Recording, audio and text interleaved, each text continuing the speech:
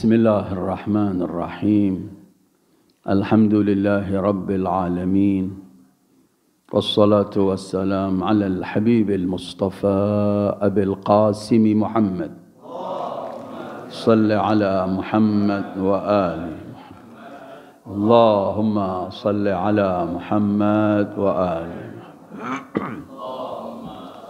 على محمد وآله الطيبين الطاهرين وأصحابه المنتجبين ومن تبعه بإحسان إلى يوم الدين اللهم بحق محمد وآل محمد عليك صل على محمد وآل محمد وارزقنا ووالدينا وأزواجنا وأولادنا وذرياتنا من بعدنا حب محمد وآل محمد اللهم أحينا على ذلك وأمتنا على ذلك واحشرنا في زمرة من أحب محمدا وآل محمد مع محمد وآله يا كريم أعوذ بالله من الشيطان الرجيم إنما ينهاكم الله عن الذين قاتلوكم في الدين وأخرجوكم من دياركم وظاهروا على إخراجكم أن تولوهم ومن يتولهم فأولئك هم الظالمون صدق الله العلي العظيم أيها الإخوة السلام عليكم ورحمة الله وبركاته Alhamdulillah di pagi hari Jumat yang mulia setelah Allah berikan pada kita taufik untuk menunaikan salat dan kemudian duduk bersama membaca doa dan kita teruskan dengan mengkaji Al-Quran.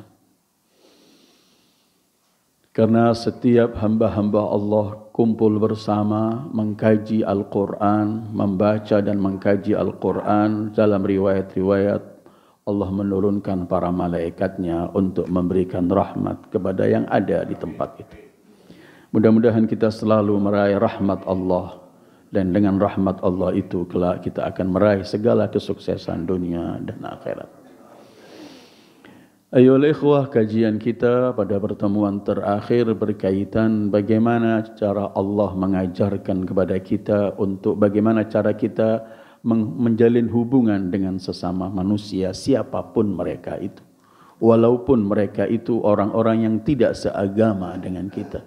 Walaupun mereka itu orang-orang yang belum menerima Islam. Dan saat kita kaji kemarin dalam pertemuan terakhir ketika Allah mengajarkan bagaimana cara menjalin hubungan dengan mereka, selalu hubungan itu dibinai di semua yang ada dalam pergaulan dan hubungan itu selalu ditekankan oleh Allah. Di situ ada bentuk ar-rahmah, kasih sayang kepada sesama hamba Allah. Dan pertemuan yang lalu kita baca ayat surat Al-Mumtahanah ayat 8, yaitu La yanhaakumullah 'anil ladzina lam yuqatilukum fid din wa lam yukhrijukum min diyarikum an tabarruhum wa tuqsitu ilaihim innallaha yuhibbul muqsitin. Allah tidak melarang kalian untuk menjalin hubungan, untuk berbuat baik kepada mereka orang-orang kafir yang belum menerima agama, selagi mereka tidak memerangi kalian, selagi mereka tidak mengusir kalian dari tempat tinggal kalian, antabarruhum, untuk kalian berbuat baik kepada mereka dan berbuat adil kepada mereka, karena Allah mencintai orang-orang yang adil. Ini surat Al-Mumtahanah ayat 8. Yang akan kita kaji hari ini adalah di bawah ayat ini, tetap dalam surat Al-Mumtahanah ayat ke-9. Karena yang kita kaji hari ini adalah setelah kita melihat kekejaman dan kebrutalan manusia-manusia kejam di Israel, Zionis, terhadap saudara-saudara kita, bagaimana membantai anak-anak, membantai wanita, rumah sakit mereka hancurkan, lembaga pendidikan, tempat-tempat ibadah, semua kekejaman yang telah ada, yang telah kita saksikan saat ini, yang dilakukan oleh manusia-manusia biadab itu. Sekarang kita ingin bertanya kepada Al-Quran, Apakah masih boleh kita menjalin hubungan dengan manusia-manusia semacam ini? Karena kajian kita yang lalu, kita diperintahkan oleh Allah untuk menjalin hubungan dengan siapapun. Tapi hari ini kita akan bertanya kepada Al-Quran. Kita ingin tahu dari Al-Quran, apakah kita dengan semua kekejaman yang dilakukan Zionis di sana, masihkah Al-Quran mengizinkan manusia untuk Muslim berhubungan dengan mereka? Kita harus bertanya kepada Al-Quran, karena memang Al-Quran bukan hanya kitab untuk dibaca, tapi Al-Quran adalah kitab petunjuk, kitab yang akan mengarahkan kita kepada yang terbaik, saat memerintahkan atau saat melarang, semua demi kebaikan manusia. Dan ada juga perintah dalam satu tempat, di tempat yang lain perintah itu menjadi larangan. Karena itu ayat yang akan kita baca sekarang, saya akan mulai dengan ayat surat Al-Mumtahanah ayat 9, yaitu firman Allah yang awal saya baca, innama yanhaakumullah anil ladzina qataluukum fid din wa akhrajuukum min diyarikum wa dhaharu ala ikhrajikum an tawallawhum wa man yatawallahum fa ulaika humudz zalimun. Sesungguhnya yang dilarang oleh Allah untuk kalian menjalin hubungan, ini normalisasi dan semua ini sekarang, yang dilarang oleh Allah untuk kalian menjalin hubungan dengan mereka itu adalah siapa? Mereka pertama, alladzina qataluukum fid din, yang memerangi kalian karena agama yang kalian peluin, yaitu Islam. Kedua, wa akhrajukum min diyarikum, dan yang mengusir kalian dari rumah-rumah dan tempat tinggal kalian. Wa dhaharu ala ikhrajikum, dan membantu yang lain untuk supaya sama-sama mengeluarkan kalian dari tempat tinggal kalian.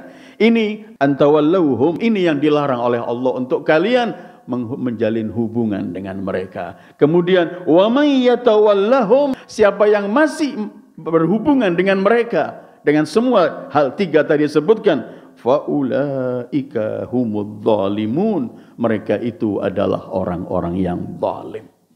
Ayat ini jelas sekali bahwa Allah melarang kita untuk membangun hubungan dengan manusia-manusia biadab Zionis yang telah ada tiga-tiganya dalam ayat ini, telah ada semuanya. Coba kita lihat, alladzina qataluukum fid din, yang memerangi kalian karena agama kalian. Berapa banyak dibantai saudara-saudara kita kaum muslimin di sana karena agama yang mereka membenci semua kaum muslimin. Kemudian wa akhrajukum min diyarikum, yang kedua, mereka adalah orang-orang yang mengusir kalian dari tempat-tempat tinggal kalian. Sekarang kita melihat berapa banyak ribuan rumah saudara-saudara kita kaum muslimin di Palestina dan di Gaza khususnya dibantai, dihancurkan. Bahkan tanaman-tanaman zaitun mereka juga semua mereka habiskan. Akhrajukum min diyarikum. Kemudian wa dhaharu ala ikhrajikum, dan membantu yang lain untuk mengeluarkan kalian.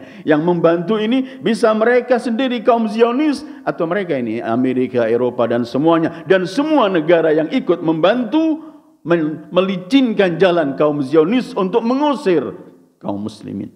Tiga perkara ini semuanya ada pada mereka, manusia-manusia kejam biadab kaum Zionis. Semua tiga-tiganya ada. Karena itu kemudian tidak, Al-Quran melarang untuk menjalin hubungan dengan mereka.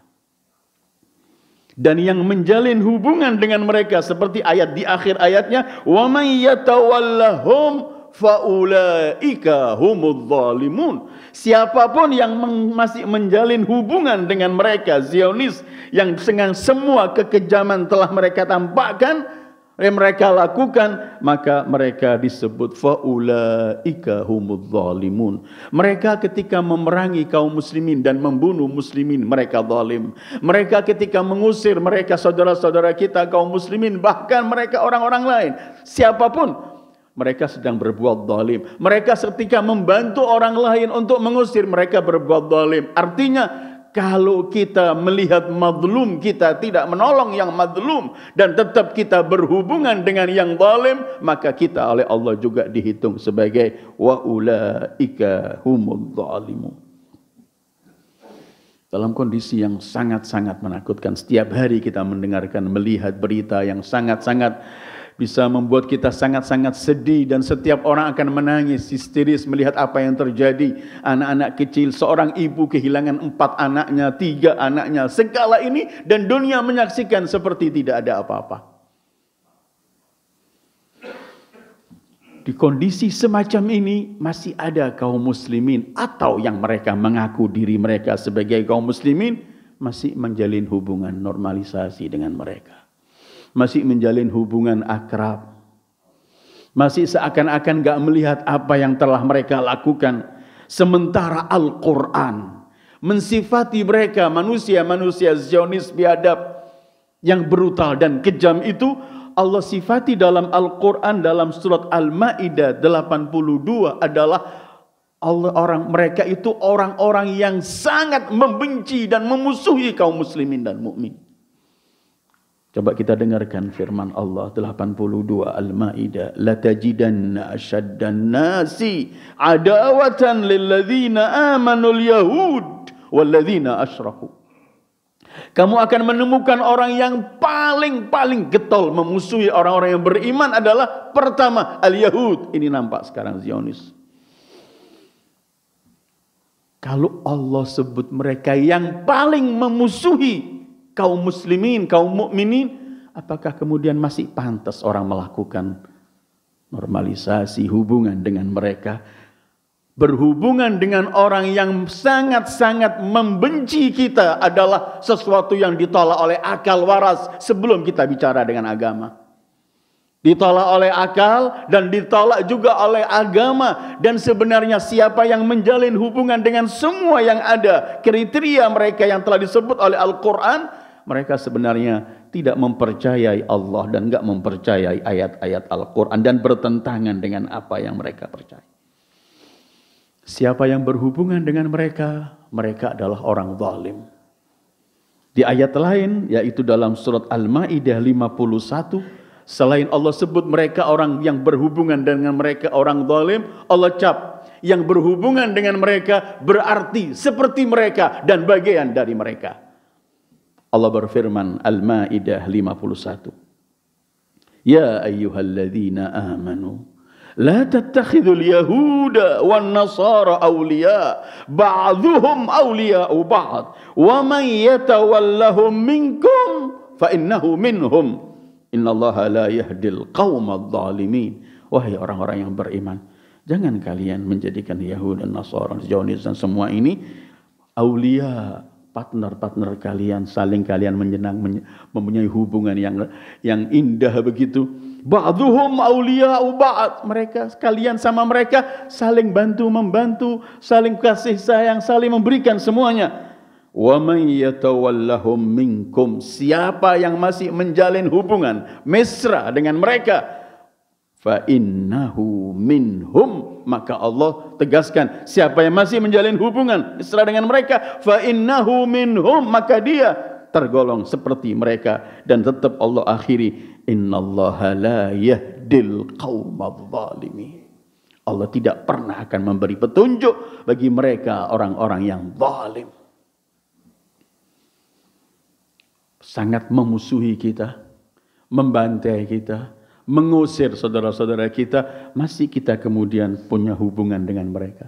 Mari kita melihat Al-Quran. Mungkin minggu depan kita, pertemuan yang akan datang, saya ingin melihat peristiwa Gaza dari peristiwa perang Uhud dan perang Khandaq. Karena Allah abadikan semua peperangan dalam Al-Quran ini, karena bukan hanya kejadian lewat selesai, tapi tetap semua itu adalah pelajaran. Kapanpun ketika terjadi sesuatu itu, maka pelajarannya Al-Quran telah menentukan. Cuman hari ini setelah kita menyebutkan ayat-ayat yang melarang dengan jelas menjalin hubungan dengan mereka, manusia-manusia kejam, saya malah hari ini ingin berhenti sejenak ke dalam surat Al-Mujadalah. Dalam surat Al-Mujadalah itu Allah berikan beberapa contoh bagaimana di zaman itu ketika turun ayat-ayat dalam Mujadalah ini, berapa banyak kaum munafikin yang menjalin hubungan dengan orang-orang Yahudi, bahkan menjadi mata-mata untuk kaum Yahudi dan menyampaikan semua berita kaum mukminin, wa na'udzubillah. Mereka bersahabat dengan orang-orang Yahudi yang memusuhi Islam. Mereka menjalin hubungan yang akrab, bahkan sampai menjadi mata-mata memilah, menyampaikan semua berita-berita kaum muslimin kepada mereka. Saat mereka kaum munafikin di zaman itu melakukan ini, turun firman Allah dalam Mujadalah ayat 14. Begini Allah berfirman. Alam tara ila alladhina tawallaw qauman ghadiballahu alaihim ma'ahum minkum wala minhum wa yahlifuna 'alal kadhib wa hum ya'lamun. Tidakkah engkau melihat orang-orang yang menjalin hubungan dengan manusia-manusia yang dimurkai oleh Allah, yang dibenci oleh Allah, yang dikutuk oleh Allah. Mereka orang-orang munafikin yang menjalin hubungan itu, mereka bukan bagian dari kalian wahai kaum mukminin, dan mereka juga bukan bagian dari kaum Yahudi dan Zionis, karena mereka juga enggak menerima. Wa yahlifuna 'alal kadzib, dan kadang-kadang untuk membenarkan yang mereka lakukan ini mereka bersumpah dengan bohong. Wa hum ya'lamun. Qauman ghadiballahu 'alaihim. Siapa mereka? Adalah orang-orang Yahudi yang Zionis yang nampak hari-hari ini. Yang membat. Ya mungkin orang mengatakan sebagian ahlul kitab kaum Yahudi yang tetap dengan agamanya tidak menjadi Zionis semacam ini, ada mungkin. Tetapi ini orang yang membantai, yang membunuh, mereka adalah kaum Yahudi yang kita nampak di Israel, kaum Zionis. Orang-orang munafikin ini berhubungan dengan mereka. Kata Allah, mereka ini wahai Muhammad sallallahu alaihi wa alihi, wahai kaum mukminin, mereka kaum munafikin yang masih memiliki hubungan akrab dengan mereka, mereka bukan bagian dari kalian orang-orang yang beriman. Dan sewaktu yang sama mereka juga bukan bagian dari orang-orang Yahudi, karena mereka telah melakukan hal yang keji. Hari-hari ini juga banyak yang kita lihat kaum munafikin. Ditemukan kemarin dalam berita-berita yang kita baca, ada 4.000 tentara dengan warga negara Turki ikut perang di Israel, membela Israel. Apapun mereka itu agamanya, tapi itu mereka ada. Dan kita lihat sekarang bagaimana yang mereka lakukan. Ittakhadhu aymanahum junnatan fasaddu an sabilillah falahum adzabun muhin. 16 Mujadalah. Orang-orang yang munafikin yang punya hubungan erat dengan mereka ini, yang melakukan hal-hal yang keji, mereka dengan sumpah untuk meyakinkan kaum muslimin, meyakinkan bahwa ini benar yang kami lakukan, seperti yang kita dengarkan hari-hari ini. Terus Allah setelah mereka punya hubungan, kemudian mereka bersumpah untuk meyakinkan kebenaran mereka, fasaddu an sabilillah. Kemudian mereka bukan cuma menjalin hubungan, mereka menghalau para mujahidin yang mau berjihad melawan. Hari-hari ini kita dengar ayyuhal ikhwah, bagaimana sesama kaum muslimin yang menyalahkan Hamas, menyalahkan ini gara-gara perjuangan 7 Oktober, karena mereka melakukan sampai terbunuh ratusan ribu. Artinya kaum mujahidin yang disalahkan, bukan Zionis yang membantai disalahkan. Dan itu orang-orang yang mengucapkan semacam ini kita dengar. Coba silakan Anda baca di YouTube dan semuanya. Kaum muslimin sebagian mereka karena melihat negaranya telah normalisasi, dia menjadi mereka orang-orang bayaran untuk membenarkan apa yang dilakukan negaranya, berbohong, bersumpah, dan fasaddu an sabilillah. Mereka kemudian mencegah, menghalau supaya mereka tidak melakukan perjalanan muqawamah dan semuanya. Hari-hari ini kita lihat bagaimana orang teriak-teriak menyalahkan Hamas, menyalahkan semua muqawamah, karena dengan alasan gara-gara muqawamah menyerang 7 Oktober terjadilah pembantian semacam ini. Tidakkah mereka melihat sebelum 7 Oktober apa yang telah dilakukan oleh Zionis terhadap saudara-saudara kita? Tapi ayatnya sudah mereka berhubungan, sumpah palsu, fasaddu an sabilillah, pasti melarang. Kalau masih kita berdalam surat Al-Mujadalah, kenapa mereka ini dengan getol, kadang-kadang dengan bangga harus kita punya hubungan dengan negara Israel, dengan semuanya? Kenapa? Seakan-akan baik dari para pemimpinnya, raja-raja dan pemimpinnya, atau dari orang-orang yang biasa, orang-orang yang biasa menjadi wartawan dan semuanya yang punya, atau siapapun orang-orang yang hina, yang tidak punya pandangan, kenapa kemudian dengan merasa bangga menjalin hubungan dengan manusia-manusia kejam semacam ini? Al-Quran menjawab juga dalam Mujadalah ayat 19. Karena pasti kita heran, Masa ada sesama kaum muslim membenarkan yang dilakukan musuh-musuh Islam yang membantai sesama saudaranya? Kenapa semua ini terjadi? Surat Al-Mujadalah 19 menjawab begini. Istahwadha alaihimus syaitan fa'ansahum dzikrallah. Ulaika hizbus syaitan. Ala inna hizbas syaitani humul khasirun. Mereka melakukan semua ini karena mereka telah lupa, meninggalkan, enggak ingat. Allah telah lupakan ansa dzikrallah. Mereka meninggalkan Allah, melupakan ayat-ayat Allah, melupakan perintah Allah, larangan Allah. Sibuknya mereka ingin mencari keselamatan dirinya, ingin mencari supaya enggak mengganggu dengan pemerintahan yang telah menjalin normalisasi dengan mereka. Tapi semua ini kata Allah, karena mereka telah menjadi partai syaitan. Tidak ada kalimat yang lebih tepat untuk mereka yang masih menjalin hubungan dengan musuh-musuh Allah yang setiap hari kita melihat kekejamannya, kecuali 19 Mujadalah. Ini adalah jawaban Allah setelah karena mereka dikuasai oleh syaitan. Mereka lupa pada Allah dan ketentuan Allah, dan mereka itu Allah sebut ulaika hizbus syaitan. Mereka adalah partai-partai syaitan.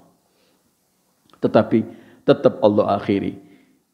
Ala inna hizbas syaitani humul khasirun. Siapapun mereka, pasti partai syaitan akan rugi. Rugi di akhirat pasti. Rugi di dunia juga, cepat atau lambat pasti akan kita melihat kerugian yang dilakukan oleh partai-partai syaitan. Siapa mereka itu partai-partai syaitan? Mereka yang menjalin hubungan dengan musuh-musuh Allah, pembantai kaum muslimin, mengusir kaum muslimin dari tempat mereka. Mereka orang-orang munafik yang menjalin hubungan, mereka dengan perbuatan semacam ini, mereka menjadi hizbus syaitan. Bahkan kita akan teruskan ayat surat Mujadalah ayat 20-nya. Mereka bukan hanya disebut oleh Allah sebagai partai syaitan, tetapi lebih keji dengan apa yang mereka lakukan semacam kekejian ini. Mereka disebut oleh Allah orang-orang yang paling terhina, sampah yang tidak bernilai. Coba kita dengarkan Al-Mujadalah. Kalau 19 Mujadalah menyebut mereka adalah yang telah dikuasai syaitan, lupa mengingat Allah, dan mereka adalah partai-partai syaitan. Kalau Mujadalah ayat 20 ayat berikutnya, innal ladzina yuhaddunallaha wa rasulahu ulaika fil adzallin. Mereka orang-orang yang melanggar Allah dan Rasulnya, yang ketika melarang untuk berhubungan dan semua tetap mereka melanggar semua ini, mereka itu adalah orang-orang al-adzallin, yang paling hina, gak punya nilai sama sekali. Sudah hizbus syaitan dan orang yang paling hina. Karena itu orang-orang yang hina ini sudah jadi partainya syaitan, harus dia berjuang untuk syaitannya. Sudah kemudian menjadi orang yang terhina, syaitan yang harus dikutuk, syaitan yang diikuti. Dan dia masuk pada partai syaitan. Wa na'udzubillah. Karena itu kemudian mereka kita dengar hari-hari ini, mereka yang selalu telah menjalin hubungan, kemudian mempropagandakan kebenaran mereka, menyalahkan para muqawamah dan mujahidin. Semua ini mereka yang disebut oleh Allah sudah mengikut syaitan, partai syaitan, orang hina. Kita dengar mereka kan selalu menggunakan sesuatu dengan atas nama agama, ingin merongrong, membenarkan kebejatan mereka dan menyalahkan para mujahidin. Kita sering mendengarkan, antara lain mereka, kita mendengarkan di media-media, orang-orang yang sudah ikut menjalin hubungan atau negaranya sudah ikut menjalin hubungan, maka dia ikut apa? Ingin mengemis-ngemis dengan para pemimpinnya. Kita dengar sering mereka mengatakan, kita enggak wajib jihad selagi kita enggak punya senjata yang sama dan kuat. Kalau Hamas, Muqawamah, semua Hizbullah dan semua jihad dan semua ini bunuh diri ini. Karena sudah tahu musuh memiliki senjata yang kuat, kenapa mereka masih melawan mereka sementara persenjataan mereka sangat sedikit. Dan mereka kemudian bawa ayat. Allah berfirman, begini teriakan mereka, wala tulqu biaidikum ila tahluka. Jangan kalian campakkan diri kalian kepada kehancuran, artinya jangan bunuh diri. Ini kan ingin melemahkan kaum mujahidin, walaupun walhamdulillah kita saksikan kaum mujahidin setiap mereka lakukan apapun tambah mereka kokoh dan kuat, dan itu adalah merupakan janji Allah. Kalau kalian membela agama Allah, Allah akan yusabbit aqdamakum, Allah akan berikan kekuatan pada diri kalian. Jadi kadang-kadang nggak wajib jihad. Karena kita nggak punya senjata, kenapa jihad? Senjata kita cuma adanya. Dan pakai ayat itu. Padahal ayat yang mereka bawa itu sendiri sebenarnya artinya sebaliknya. Coba kita baca selengkap ayatnya. Ayat ini dalam Al-Baqarah 195. Ayat ini berbunyi begini. Wa anfiqu fi sabilillah wa la tulqu bi aydikum ila tahluka wa ahsinu. Innallaha yuhibbul muhsinin. Artinya justru ayat ini ingin menjelaskan, berinfaklah di jalan Allah dan bangkitlah untuk melawan musuh Allah. Artinya kalau kalian tidak berinfak, kalian tidak berjihad, itu berarti kalian bunuh diri. Bukan malah karena dianggap senjata enggak sama, kemudian dibawa ayat wala tulqu bi anfusikum ila tahluka. Justru ayat ini ingin menjelaskan, kalau kalian tidak bangkit, kalau kalian tidak berinfak di jalan Allah untuk kepentingan dalam jihad, maka kalian bunuh diri. Karena apa? Kalau kita diam, apa musuh akan diam? Tambah dihabisi kita. Terus kita juga ingin bertanya, apakah para Nabi Sallallahu Alaihi Wasallam dan para Anbiya semuanya dalam Al-Quran, apakah dalam peperangan para Anbiya khususnya Sayyidul Wujud Muhammad, apakah dalam peperangan saat Nabi melakukan peperangan di Badar, Uhud dan semuanya, apakah senjata para Rasul dan para kaum mukminin lebih kuat dari senjata musuh? Tidak. Kalau cuma mengikuti yang mereka teriakkan, artinya mereka ingin mengatakan saat itu juga para mujahidin bersama Rasulullah bunuh diri, karena di Badar cuma berapa pedang yang mereka miliki, berapa unta, silahkan baca sejarah, berapa naik kuda yang mereka cuma terbatas, sementara musuh lengkap.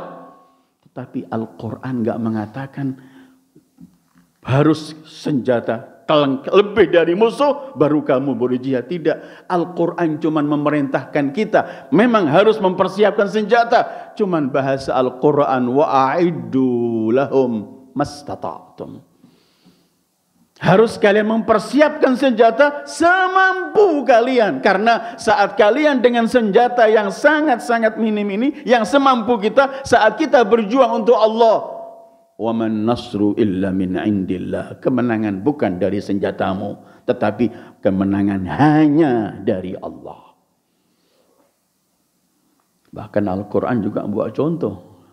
Ketika perang Hunain, bilangan mereka lebih banyak, senjata lebih banyak, mereka mulai ujub. Lan nughlabal yawma min qillah. Kita tidak pernah akan kalah hari ini karena sedikit, banyak. Turun firman Allah. Wa yawma Hunain إذ أعجبتكم كثرتكم فلم تغن عنكم شيئا وضاقت عليكم الأرض بما رحبت. Ingatlah perang Hunain, ketika kalian ujub merasa kuat, ternyata enggak ada kemampuan sama sekali untuk kalian.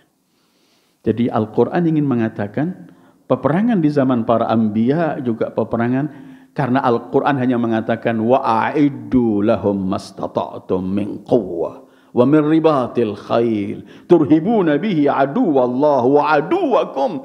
Siapkan persenjataan semampu kalian. Apa senjata itu? Bisa kuda dan senjata-senjata apa di zaman kita. Untuk apa? Untuk kalian menakutkan musuh-musuh Allah dan mengganggu mereka. Senjata sekecil apapun tetap menakutkan mereka dan mengganggu mereka. Karena saat orang bangkit untuk membela agama Allah, agama adalah milik Allah, pemilik agama yaitu Allah yang akan memberikan kepada kemenangan kaum mujahidin. Bahkan apapun yang kita gunakan senjata ini, bukan senjata ini yang menghancurkan, tetapi wama ramaita idh ramaita walakinnallaha rama. Saat kalian mendapatkan kemenangan dan semuanya, kalian adalah Itu pertama, mereka mengatakan kita nggak wajib jihad, sementara kita nggak punya senjata yang kuat. Ada lagi alasan yang aneh dari para mereka. A'udzubillahi minasyaitonirrajim. Semoga Allah selamatkan kita dari hal-hal yang keji semacam ini. Untuk menutupi kesalahan, membawa agama untuk membenarkan kebobrokan mereka. Ada lagi yang mereka mengatakan, kami tidak bisa untuk diajak jihad membela kaum Palestina, saudara-saudara kita, karena Al-Quran melarang kita, selagi negara kita punya hubungan dengan mereka, maka kita tidak diperkenankan untuk jihad di hadapan mereka. Kemudian mereka membawa ayat ini, wa inistansarukum fid din fa'alaikumun nasru. Kalau kaum muslimin seperti sekarang di Palestina memohon pertolongan kalian untuk ayo bangkit membela kami, istansarukum, minta pertolongan. Maka Islam mengatakan fa'alaikumun nas, kalian wajib menyahuti sahutan permintaan mereka, wajib membela. Memang Al-Quran mengatakan illa ala qaumin bainakum wa bainahum mitsaq, kecuali kalau antara kalian dengan mereka yang sedang memerangi kaum muslimin punya perjanjian. Sebagian mereka mengatakan kita enggak wajib karena ada normalisasi di negeri kita.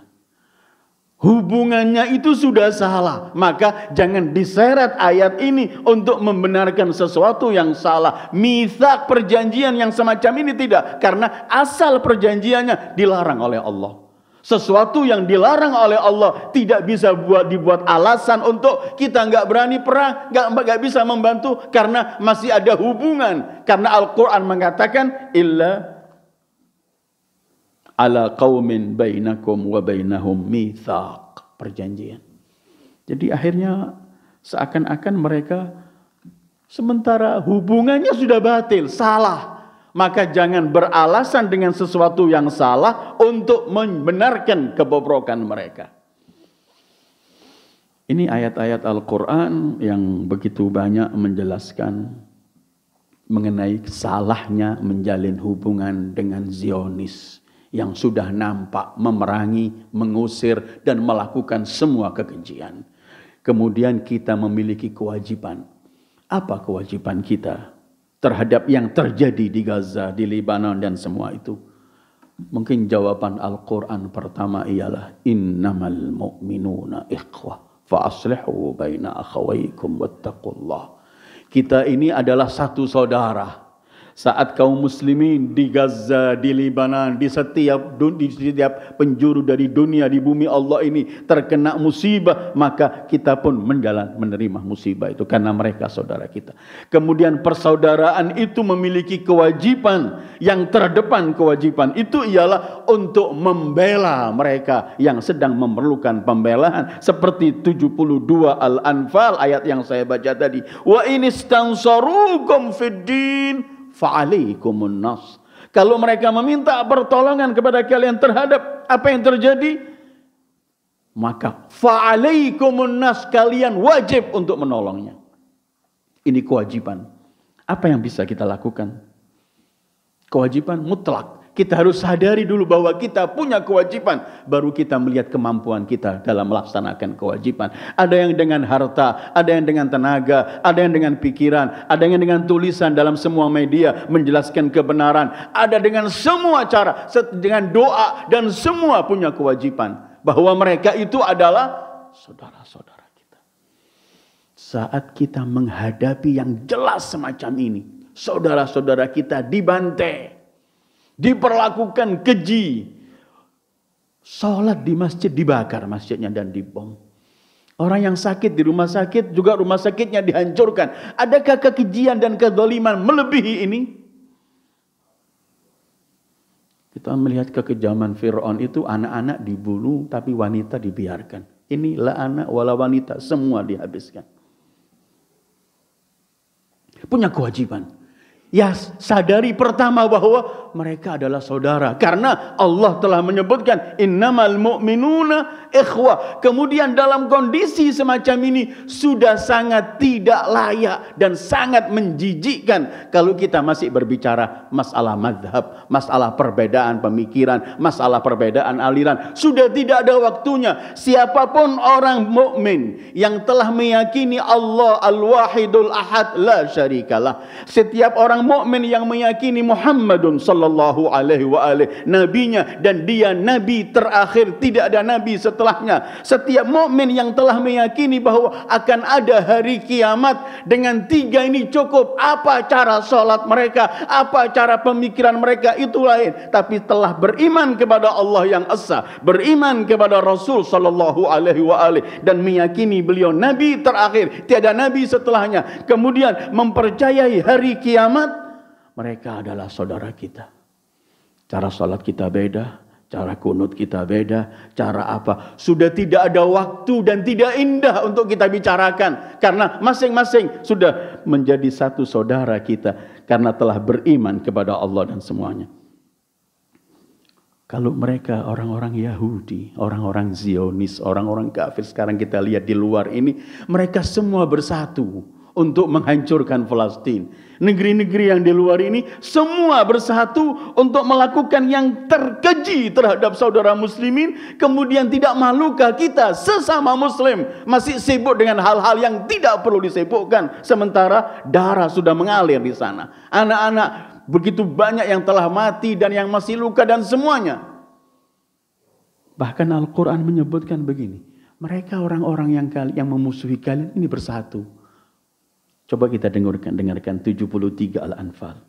Walladzina kafaru ba'dhuhum awliya'u ba'd illa taf'aluhu takun fitnatun fil ard wa fasadun kabir. Bahwa mereka orang-orang sesama mereka, Zionis dan orang-orang yang memusuhi Islam ini, mereka semua bersatu. Kemudian apa seruan Al-Quran? Illam taf'alu, kalian wahai kaum muslimin, kalau juga tidak bersatu, akan terjadi fitnah dan kerusakan di bumi Allah. Ini terjadi fitnah dan kerusakan di bumi Allah karena kita tidak sahuti perintah Allah untuk kita bersatu. Sampai Allah mengingatkan, ini musuh-musuh kalian, ba'dhuhum awliya'u ba'd. Mereka saling menopang, saling membantu, saling melakukan semuanya. Kemudian kita masih sibuk dengan hal-hal yang hina. Karena itu kalau kalian tidak bersatu, takun fitnatun fil ard, akan terjadi fitnah di bumi Allah, wa fasadun kabir. Rasul pernah bersabda begini sallallahu alaihi, ma min imri'in yakhdhul imra'an musliman fi mawdi'in tuntahak fihi hurmatuh wa yuntaqas fihi min 'irdih. Tidak ada seorang mukmin yang tidak membela, tidak membantu melihat saudaranya muslim saat harga dirinya dihabiskan, saat kehormatannya dihancurkan, kemudian dia selesai, tidak membantu, tidak bangkit, illa khadhalahullah, kecuali Allah akan enyahkan dia di tempat saat dia mengharapkan pertolongan Allah, Allah akan tidak beri pertolongan. Wa na'udzubillah. Sebaliknya, tidak seorang yang suruh musliman membela seorang muslim. Kapan? Fi mawdhi'in yuntaqasu fihi min 'irdih. Saat melihat saudara muslimnya, harga dirinya dihancurkan, kehormatannya dirusak, kemudian dia bangkit seorang muslim membantu, illa nasarahullah fi mautinin yuhibbu nusratah, kecuali Allah akan bantu dia, bela dia di tempat yang dia sangat mengharapkan belaan itu, yaitu kelak di hari kiamat atau saat di dunia kita saat mendapatkan hal. Karena itu Rasulullah bersabda, man jahaza ghaziyan faqad ghaza. Siapa yang mempersiapkan mujahidin, dia terhitung orang-orang yang telah berjihad. Karena itu kita punya kewajiban membantu mereka dengan semampu kita. Kita harus, kalau kita memiliki ilmu, kita sampaikan ilmu untuk membenarkan mereka, kaum muqawamah, dan mengenyahkan dan menapis semua berita-berita palsu ini. Kalau kita punya tenaga, punya harta, punya siapa, dengan doa apapun, tetap kita punya kewajiban. Fa in istansarukum fa alaikumun nasr. Mudah-mudahan Allah berikan kemenangan pada mereka, saudara-saudara kita di Palestin, Gaza khususnya dan Lebanon dan setiap di penjuru bumi Allah. Mudah-mudahan setiap yang mazlum Allah akan berikan kemenangan dan setiap yang zalim dan khususnya mereka Zionis dihancurkan oleh Allah, kemudian dibinasakan oleh Allah, dan semua itu tidak ada yang jauh dari Allah karena Allah akan memberikan yang terbaik. Wassallallahu ala khairi khalqihi Muhammad wa alihi ajma'in. Wassalamu alaikum warahmatullahi wabarakatuh.